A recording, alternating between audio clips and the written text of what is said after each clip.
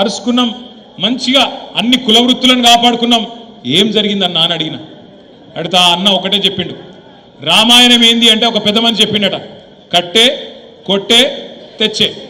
అట్లాగే నాకు కూడా ఈ పెద్ద మనిషి ఏం చెప్పిండంటే, అన్న చాలా కారణాలు ఉండొచ్చు కానీ మూడు ముఖ్యమైన కారణాలు మూడు పదాలలో చెప్తా అన్నాడు.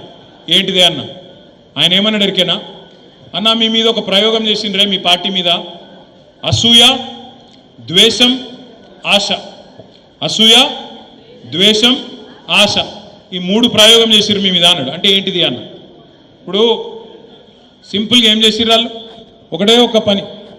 ఈ ఒక రవిశంకర్ అన్నాడు చూసినావు, సొప్పదండి ఎమ్మెల్యే చూసినావు. ఆ రవిశంకర్ కొత్తిల్లు కట్టిండు చూసినావా? బా, ఈయననే ఇంత కట్టుకున్నాడు అంటే, ఈయననే ఇంత సంపాదించుకున్నాడు అంటే పైనోడు ఎంత సంపాదించుకున్నాడో అని చెప్పి ఎక్కడికక్కడ ఎక్కించుడు. ఊళ్ళలో జెడ్పీటీసీ, ఒక ఎంపీటీసీ, ఒక సర్పంచ్ ఒక చిన్నగా ఒక కారో స్కూటరో కొనుక్కుంటే ఆయన మీద మొదలుపెట్టారు. చూసినావు, ఈయననే ఇంత సంపాదిస్తే పైనోడు ఎమ్మెల్యే ఎంత సంపాదిస్తుండో, పైన కేసీఆర్ ఎంతనో, మంత్రులు ఎంత తింటుండ్రో అని చెవులు కొరుకుడు. ఇది అసూయ పుట్టించుడు. మరి మిగతా వాళ్ళు కట్టుకోలేదా? ఇండ్లంటే కట్టుకున్నారు అందరు. ఊళ్ళల్లో సంపద పెరగలేదా? కేసీఆర్ ఉన్నప్పుడు, కేసీఆర్ వచ్చినప్పుడు భూమి విలువ ఎంత? కేసీఆర్ దిగిపోయినాడు భూమి విలువ ఎంత? కేసీఆర్ వచ్చినాడు 5 లక్షల ఎకరం ఉన్న భూమి దిగిపోయినాడు ఎంత అయింది? 50 లక్షలు అయిందా? 10 రెట్లు పెరిగింది. కానీ అందరు ఇల్లు కట్టుకోవచ్చు, అందరు కార్లు కొనుక్కోవచ్చు, అందరు తెల్లంగా వేసుకోవచ్చు. కానీ రవిశంకర్ వేసుకుంటే తప్పు. మనోడి మీద మాత్రం అసూయ. ఒక గట్ల తయారు చేసిండ్రు అసూయ. ఇది నెంబర్ 1. రెండవది ద్వేషం. కేసీఆర్ దొర తెలంగాణ తెచ్చిండు, మర్చిపోయాను. సావు నోట్ల తలబెట్టిండు, అది మాట్లాడరు. అభివృద్ధి చేస్తున్నాడు, మాట్లాడరు. అద్భుతంగా సంక్షేమ కార్యక్రమాలు దేశంలో ఎక్కడ లేని చేస్తున్నాడు, చెప్పరు. సాగునీరు దశాబ్దాల కళ నెరవేర్చిండు, అది మాట్లాడరు. ఎర్రటి ఎండల్లో చెరువులు మత్తళ్ళు దుంకుతున్నాయి, దాని గురించి మాట్లాడరు. కానీ ఏమంటారు? కేసీఆర్ దొర.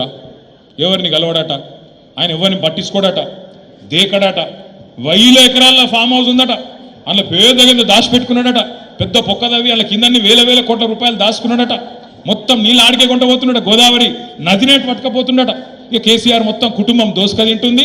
1,00,000 కోట్లు ఇసుక పీకిండ్రు, మేడిగడ్డల పర్రె పడితే మొత్తం ఆ పర్రెలకి త్వరలకెళ్ళి వెళ్ళిపోయినాయి అని చెప్పి ద్వేషం నింపింది. నిండా మనసు నిండా ద్వేషం నింపి కేసీఆర్ గారి మీద, ఆయన కుటుంబం మీద, ఆయన మీద. ఎందుకంటే అభివృద్ధి మాట్లాడలేరు, సంక్షేమంలో మనం సవాల్ చేయలేరు, అభివృద్ధి విషయంలో ఛాలెంజ్ చేయలేరు. మరి మీరేం బిక్కినరా 50 ఏళ్ళు అంటే ఎవరి దగ్గర సమాధానం లేదు. కాబట్టి అట్లా ద్వేషం నింపింది. అసూయనేమో స్థానిక నాయకత్వం మీద పెంచింది. ద్వేషం కేసీఆర్ గారి మీద, కుటుంబం మీద నింపేటట్టు దొర దొర దొర దొర అని. దొర ఎవడు దొంగ ఎవడు? ఇప్పుడు ఇవాళ దొర వేయండి, దొంగ వచ్చి కూర్చున్నాడు. ఇవాళ నేనేమంటున్నా అంటే, ఆఖరికి ఏం చేసిండ్రు? ఆశ పెట్టింది. కేసీఆర్ గారు మీకు 1,00,000 రూపాయలు ఇస్తుండు కదా పెళ్లికి, మీ బిడ్డ పెళ్లికి, నేను తులం బంగారం ఇస్తా. కేసీఆర్ ఇచ్చే 1,00,000 రూపాయలు చాలా లేటుగా వస్తున్నాయి, నువ్వు లగ్న పత్రిక పెట్టుకో, తెల్లారే తులం బంగారము 1,00,000 రూపాయలు నీకు పంపిస్తా. కేసీఆర్ 2 పంటలకు ఇస్తుండు కదా, నేను 3 పంటలకు ఇస్తా రైతు బంధు. కేసీఆర్ 10,000 ఇస్తుండు కదా, నేను 15,000 ఇస్తా. కేసీఆర్ 2,000 పెన్షన్ ఇస్తుండు కదా, నేను 4,000 ఇస్తా. కేసీఆర్ ఒక అవ్వకో తాతకో ఇస్తుండు, నేను ఇద్దరికి ఇస్తా, ఇంట్లో ఇద్దరికి ఇస్తా. ఇట్లా ఆశ పెట్టే వరకు పాపం పేదవాళ్ళని మనం ఏమైనా అనగలుగుతామా? అదే పేదవాళ్ళు, అదే ప్రజలు మనకు 2 సార్లు అధికారం ఇచ్చింది. 3వసారి ఇవాళ ఈ దుర్మార్గమైన కాంగ్రెస్ పార్టీ చేతిలో మోసపోయినరు. ప్రజల తప్పు లేదు, ప్రజల తప్పు ఎంత మాత్రం కాదు. మనమే చక్కగా చెప్పుకోలే, మనం చేసిన పని చెప్పుకోలే. వీళ్ళు లంగలు దొంగలు, వీళ్ళ చేతుల మోసపోతే మళ్ళీ గోసపడతామని కేసీఆర్ గారు ఏ మాట అయితే చెప్పిండో దాన్ని కిందికి తీసుకుపోవడంలో మనం ఫెయిల్ అయినాం తప్ప మన నాయకుడు కేసీఆర్ గారు ఎక్కడ కూడా ఫెయిల్ కాలే.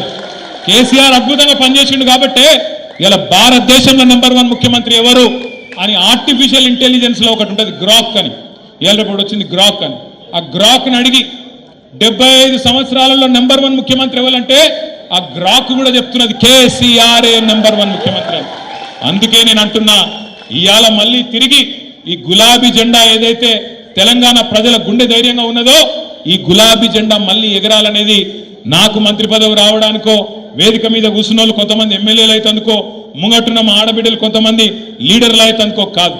ఇవాళ గులాబీ జెండా తిరిగి ఎగరాలి అనేది ఒకే ఒక్క కారణంతో, కేవలం ఈ తెలంగాణ, ఏ తెలంగాణనైతే కేసీఆర్ సావు నోట్లో తలబెట్టి 1200 మంది పిల్లలు తమ ప్రాణాలు ఇచ్చి తెచ్చిండ్రో దుర్మార్గుల చేతుల్లో ఇయ్యాల ఆగమాగమైతుంటే తిరిగి ఈ తెలంగాణను కాపాడాలంటే ఒకే ఒక్క నాయకుడు వల్ల సాధ్యం. ఎవరా నాయకుడు? అందుకు కావాలి తప్ప 10 ఏళ్ళు కేసీఆర్ గారు ముఖ్యమంత్రిగా చేసిరు.